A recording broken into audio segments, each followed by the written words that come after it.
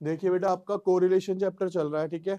उसके अंदर हमने इसके अंदर सबसे पहले किया था स्कैटर्ड मेथड, उसके बाद हमने किया था इसमें कार्ल-पियर्सन मेथड।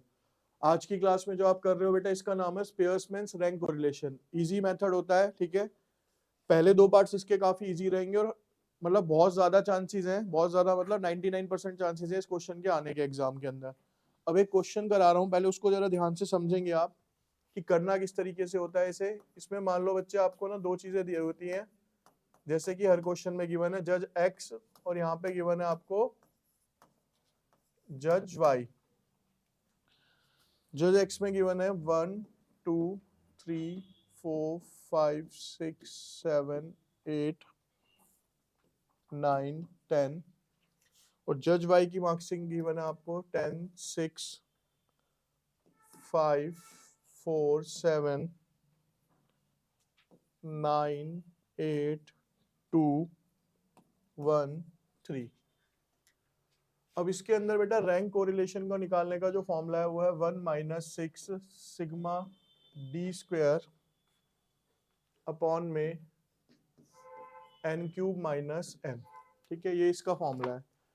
अब ये जो आप पार्ट कर रहे हो ना बेटा, वो ये है कि इफ रैंक इज गिवन। अब पता कैसे चलेगा सर ये रैंक गिवन है या सिर्फ नंबर या डाटा गिवन है? इसका सिंपल सा तरीका है, ये नंबर कहाँ से कहाँ तक है बेटा, 1 से लेके 10 तक है। अगर आप इन सब नंबर्स को भी देखोगे तो ये कहाँ पे लाई कर रहे हैं, 1 से 10 के बीच में लाई कर रहे हैं। दैट मीन्स ये ऑलरेडी क्या गिवन है आपको, रैंक ही गिवन है। अगर ये नंबर मान लो 10 से बाहर चले जाते तो इसका मतलब ये रैंक नहीं थी, आपको निकालनी पड़ती, वो अगले क्वेश्चन में सीखेंगे। अब क्वेश्चन ये आता है सर 16D क्या है यहाँ पे? डी का मतलब बच्चे यहाँ पे है R1 minus R2। R1 minus R2 मतलब रैंक 1 माइनस रैंक 2। बेटा 1 में से 10 जाएगा माइनस का 9, 2 में से 6 गए माइनस का 4, 3 में से 5 गए माइनस का 2, 4 में से 4 गए 0, 5 में से 7 जाएंगे माइनस का 2, 6 में से 9 माइनस का 3, माइनस का 1 प्लस का 6, 9 में से 1 गया 8 और 10 में से 3 गए।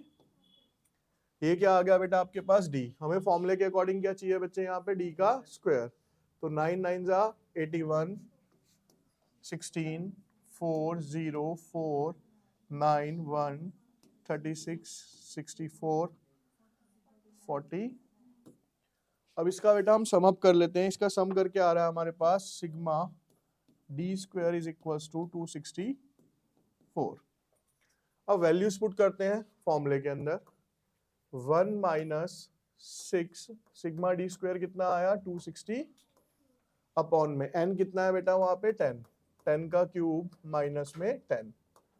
1 माइनस इसकी मल्टीप्लीकेशन कर लो आप यहाँ पे, तो ये आ रही है बेटा आपकी 1584 अपॉन में 10 का क्यूब कितना होगा 1000 माइनस 10, 1 माइनस 1584 अपॉन में 990। इसको इससे कट करेंगे आप, कट करके बच्चे आपके पास आता है यहाँ पे 1.6। तो एक में से एक कटाएंगे तो ये कितना हो जाएगा माइनस का 0.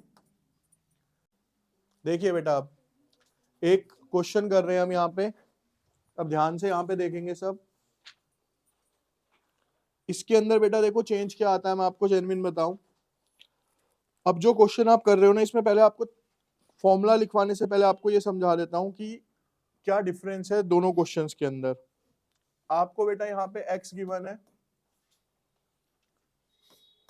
15 10 20 28 12 10 16 18 और यहाँ पे बच्चे आपके पास y गिवन है 16 14 10 12 11 15 18 और ये 12।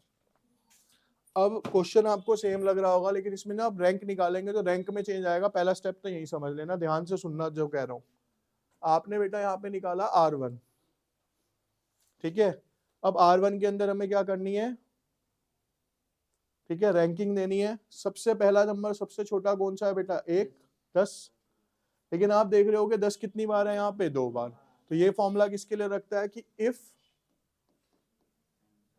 रैंक इज सेम, यानी दो रैंक क्या आ जाए आपकी यहाँ पे, सेम आ जाए।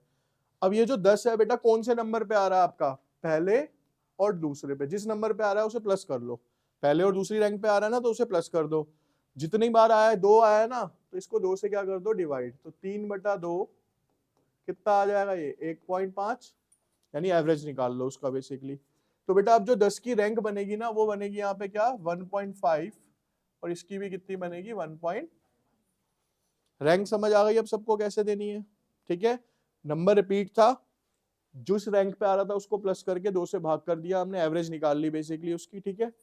अब जब अगली रैंक लोगे ना तो आप किससे लोगे, अब 3 से लोगे, 1 और 2 तो खत्म हो गई ना, अब कौन सी रैंक आएगी बेटा इससे आगे 3, 3 कौन से पे बैठेगा आप जाके, 3, 4, 5, 6, 7, और ये रैंकिंग वाला स्टेप समझ आ गया। अभी भी किसी को नहीं समझ आया, अब इसमें ट्राई कर लो दोबारा समझने के लिए एक बार। यहाँ पे बेटा देखो सबसे छोटा नंबर क्या है 10, 1, उसके बाद क्या है 11, 2, उसके बाद क्या है 12 है, लेकिन 12 जो है रिपीट है, यहाँ पे भी है देखो और ये यहाँ पे भी है। तो अगर मैं 2 से अगली रैंक देखता हूँ तो कौन सी आएगी 3 और 4, तो 3 और 4 मैंने क्या कर दिया यहाँ पे प्लस, 2 नंबर है तो इसको 2 से भाग कर दो 3 पॉइंट, तो अब इसकी जो रैंक बन जाएगी बेटा ये बन गया 3.5 और ये बन गया 3.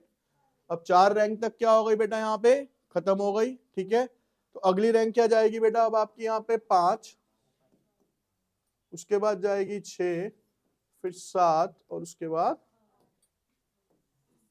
क्लियर यहाँ तक। अब रैंक्स आ गई बेटा आपकी। अब इसका फॉर्मूला भी चेंज हो जाता है, फॉर्मूला देखना बहुत मेजर है, कैसे समझना है क्योंकि फॉर्मूला बनाना पड़ता है इसके अंदर, देखना बच्चे। आपने यहाँ पे फॉर्मूला लिखना है आर के is equal to 1 - 6 bracket open sigma D square, यहां तक फॉर्मूला सेम रहेगा, ठीक है। आपको क्वेश्चन में ये देखना है कि कितने नंबर रिपीट हुए हैं यहाँ पे बेटा, एक तो 10 रिपीट हुआ है और एक 12 रिपीट हुआ है, तो 2 नंबर रिपीट हुए हैं। जितने नंबर रिपीट हुए हैं ना उतनी बार ये ऐड करना है फॉर्मूले में, क्या 1/12 m1 का क्यूब माइनस m1, ठीक है, प्लस 1/12 m2 का cube minus m2। For example अगर मान लो यहाँ पे 12 के साथ 15 भी रिपीट हो रहा होता तो कितने नंबर रिपीट हो जाते 3, तो ये जो वाला इतना वाला फॉर्मूला है ना इतना, ये एक बार और ऐड हो जाता है, यानी जितने नंबर रिपीट हुआ उतनी बार ये पोर्शन क्या होता जाएगा फॉर्मूले के अंदर ऐड होता चला जाएगा। यहां तक समझ आ गया, ठीक है, जितनी बार रिपीट हुआ है। उसके बाद अब नीचे जब करेंगे फॉर्मूले के अंदर, अब आप इसे यहां से n³ माइनस n, ये फॉर्मूला यहाँ पे हो गया खत्म, ठीक है। अब क्वेश्चन नेक्स्ट ये आएगा कि हम चलो वैल्यूज पुट करने से पहले हम निकालते हैं यहाँ पे डी, डी की वैल्यू क्या है सेम r1 माइनस, ये रहा r1, 4 में से 7 गए, माइनस का 3, माइनस का 3.5, 6, 8 में से 3 गए 5, 4.5, 3 में से 2 गया 1, 1.5 में से जाएंगे तो 4.5, 5 में से 8 गए माइनस का 3, 6 में से 3.5 गए माइनस प्लस का। अब डी का क्या चाहिए बेटा मेरे को, यहाँ स्क्वायर जो निकल सकता है पहले आराम से निकाल लेते हैं बेटा उसका, 1, 9, 25 का हो जाएगा 625, ठीक है, 625 आ गया इसका, 625 6.259, इसका आएगा बेटा आपका 20.25, इसका हो गया 36, इसका भी आ गया आपका 20.25 और इसका आ गया 12.25।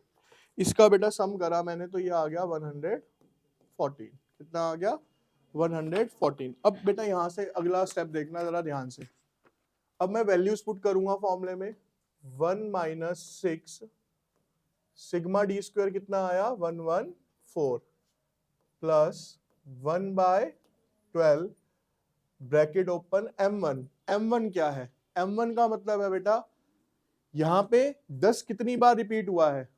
2 बार, तो m की वैल्यू क्या हो गई? 2। अगर कोई संख्या मान लो 10 3 बार रिपीट हुआ होता तो वैल्यू क्या हो जाती इसकी? 3।